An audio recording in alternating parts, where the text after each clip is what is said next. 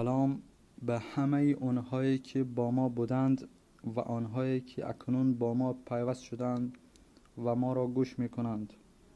اما بعد میخواستم درباره این صحبت بکنم که در بعض از صفحات اینترنتی زبان ما تاجیکان را یعنی فارسی را زبان همگان اعلان کردند.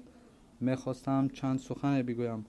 هر زبان صاحب دارد و پارسی زبان تاجیک هاست، همان گونه که عربی زبان عرب هاست، هرچند بسیار از ملت های دیگر در رشد زبان عربی سهم گذاشتند، علل خصوص سهم تاجیکان در رشد زبان عربی آنقدر بزرگ است که به عالمان تاجیک شاید زبان عربی به این مقام و مرتبه خود نمی رسید.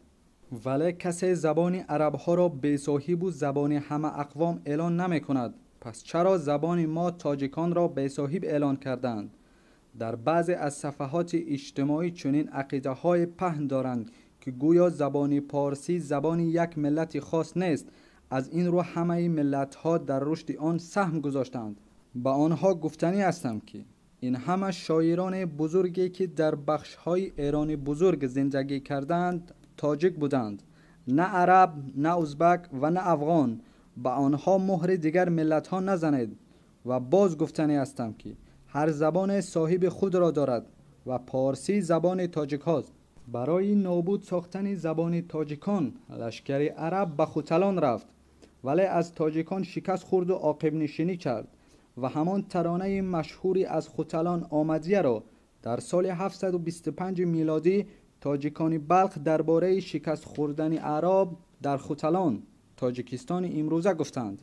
تاجیک ها 200 سال بر زیاد با عرب ها جنگیدند تا در خراسان بزرگ زبان پارسی دری را زبان رسمی دولتداری سامانیان کنند. غوریان تاجیک باشد زبان خود پارسی را به هندوستان بردند و آن را آنجا رسمی ساختند. برای پایداری این زبان تاجیکان چه جانبازی های کردند. نقش دیگر ملت ها در پایداری زبان پارسی نه آنقدر زیاد است بر قیاس سهم دیگر ملت ها در رشد زبان های ترکی، عربی و روسی، ولی کسی زبانی عربی و ترکی را زبان همگان نمیخواند. امروز در خراسان جنگ بین زبان پارسی و پشتو ادامه دارد و گفتنی هستم که پارسی فقط یک زبان نیست. پارسی تاریخ ماست، هویت ماست، فرهنگ ما تاجیکان است. پارسی نه زبان عرب هست، نه از افغان، نه از ازبک و نه از دیگران، بلکه زبان ما تاجیک هاست.